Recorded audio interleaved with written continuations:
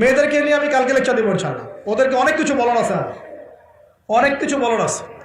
কারণ সমাজের একটা বড় ক্ষতি হচ্ছে এদের কারণে, সমাজের একটা বিশাল ক্ষতি হচ্ছে বেপর্দা মেয়ের কারণে। বহু দিনদার পরেশগার যুবক পর্যন্ত ইমান হারাচ্ছে এদের কারণে। আর বাসায় তো এদের বাপ নাই মনে হয়, বাপ নাই, ভাই নাই, স্বামী নাই, কেউই নাই, এদেরকে বোঝানোর কেউ নাই। অনেক দিনদার ছেলে পর্যন্ত এদের ফিতনায় দিন হারিয়ে ফেলছে। আর এখন কিছু কিছু ওয়াইজ বের হয়েছে, প্রেম বিশেষজ্ঞ, মানে বসে বসে প্রেমের আলাপ করতে পারলে মাথায়। আর এগুলো নিয়ে টল করতে করতে ভাইরাল সব ইউটিউব, ফেসবুক, চুলকা চুলকে সুরসুরি আলাপ করতে ভালো লাগে খালি। এই হারাম সম্পর্কের ভিত্তি ঘুরাই দিতে হবে। আমি বারবার বলি তোমাদেরকে যে একটা হালাল রিজিকের সোর্স তৈরি করো, তাড়াতাড়ি বিয়ে করে ফেলো। বিয়ে ছাড়া যৌন চাহিদা, লজ্জাস্থানের হেফাজত, এগুলো করার কোনো বিকল্প কোনো পথ নাই, বিকল্প কোনো পথ নাই। যে পথগুলো দেখা যায় এগুলো হতাশা আরও বাড়াই দিবে, এগুলো আপনাকে আরও জানোয়ার বানায় ফেলবে ভিতর থেকে। পর্নোগ্রাফির যুগ চলছে, মেয়েদের ইজ্জত আবরু রক্ষা করা খুব চ্যালেঞ্জের কাজ। মেয়েদের ইজ্জত আবরু রক্ষা করা এত চ্যালেঞ্জ যে পর্নোগ্রাফির যুগে যে কোনো মেয়ে ধর্ষিত হতে পারে। একটা কথা এখন না বললেই পারতেছি না, আমি কিছু রিপোর্ট দেখেছি, কিছু কিছু মাদ্রাসায়, কিছু কিছু হিপসখানাতে পর্যন্ত আস্তাগফিরুল্লাহ, যে ছাত্র যারা আছে, ছাত্র, এই ছাত্রদের সাথে এরকম বালাৎকার সমকামিতার কাজ করা হচ্ছে। আমরা বাচ্চাদেরকে পাঠাবো কোথায় তাহলে? এটা আমাদের সাথে হবে কেন? বাচ্চাদেরকে কোথায় পাঠাবো তাহলে? ইউনিভার্সিটিতে গিয়ে তো ধর্ষিত হচ্ছেই, হচ্ছে না? দেখলেন না কয়েকদিন আগে হল নিয়ে কি ঝামেলাগুলো হলো? দেখা গেল না যে বড় বড় নেতাদের মনোরঞ্জন করতে হয়? দেখেন নাই মনে, ইডেনের কথা বলছি, দেখেন নাই? তারপরে বিশ্ববিদ্যালয়ে তো নগ্নতা চলছেই, ফ্রি মিক্সিং চলছেই, জেনা তো ফ্রি, এবং পতিতালয়ে সব 1500-2000 টাকা দিয়ে রাত পার করা যায়। এগুলো ফেসবুক, ইউটিউব ঢুকলেই দেখা যায়, ঢুকলেই দেখা যায়। তার মধ্যে আবার চলছে এখন সমকামিতাকে এখন প্রমোট করা হচ্ছে। আবার এখন দেখা যাচ্ছে আস্তাগফিরুল্লাহ, কিছু ধর্মীয় প্রতিষ্ঠানেও সমকামিতা ছড়িয়ে পড়ছে। একটা বাচ্চা সেদিন আত্মহত্যা করেছে ঢাকায়, ওর পোস্টমর্টেম রিপোর্টে দেখা গিয়েছে যে, বলতে পারতেছি না আমি আসলে, ওর পোস্টমর্টেম রিপোর্টে দেখা গিয়েছে যে ছেলেটার যে পিছনের যে রাস্তা আছে না, এখানে যৌন নির্যাতনের চিহ্ন পাওয়া গেছে। কিভাবে বলতাম কথাটা বলেন, আপনাদেরকে বোঝানোর জন্য বললাম।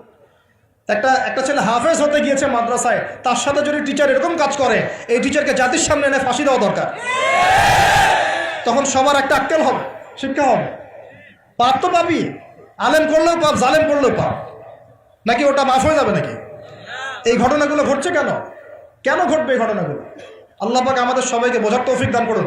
আর এই ঘটনাগুলো ঘটার অন্যতম কারণ হচ্ছে পর্নোগ্রাফি। মানুষ ভিতর থেকে এগুলো যখন মোবাইলে দেখা শুরু করে, দেখতে দেখতে দেখতে দেখতে ভিতরটা পশুর মতো হয়ে যায়। তখন শুধু মানুষ না, বাচ্চাকে পেলেও ধর্ষণ করবে, গরু ছাগল পেলেও ধর্ষণ করবে।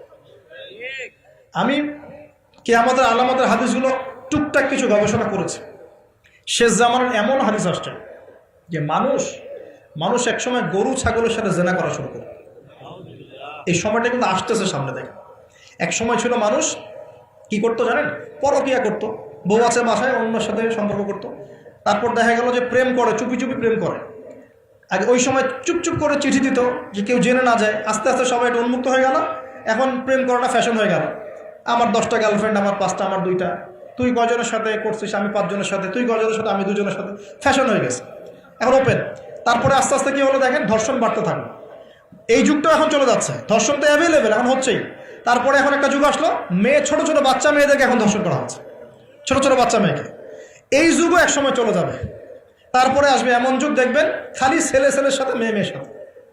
এটাও কিন্তু চলে আসছে, ছেলের সাথে জেনা করতেছে না, মেয়ের সাথেও জেনা করতেছে এখন। এরপর কি হবে? নবীজি হাদিসে বলেছেন, এরপর মানুষ ওই গরু ছাগল গবাদি পশুর সাথে জেনা করা শুরু করে। এই খবরও পাবেন, দেখে নিয়েন, আমি বললাম এই খবরও পাবেন যে মানুষ গবাদি পশুর সাথে জেনা করেছে।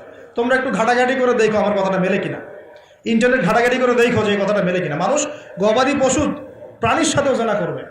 নবীজি এগুলো কথা বলে গেছেন। ওদেরকে নিয়ে অনেক কিছু বলার আছে আমার, ইনশাল্লাহ আমি কালকে লেকচার দিব মেয়েদেরকে নিয়ে ইনশাল্লাহ। একটা মহিলা সমাবেশ আছে ওখানে। তো যেটা বলছিলাম প্রিয় ভাইরা, এই পাপগুলোর কারণে কিন্তু আল্লাহর শাস্তি নেমে আসে। খমর 1 নাম্বার ছিল শিরক, তারপর কুফর, মাপে কম দেয়া, অন্যের সম্পদ আত্মসাৎ করা, মাদকদ্রব্য সেবন করা, এই যে গান বাজনা, বাদ্যযন্ত্র, নর্তকী নাচানো, এগুলোর কারণে কোন শাস্তি আসে ভাই বলেন? আল্লাহর পক্ষ থেকে জালজালা মানে ভূমিকম্প, জালজালা মানে কি ভূমিকম্প, আর আসবে সিরিজ মানে বছর জুড়ে চলবে এগুলা।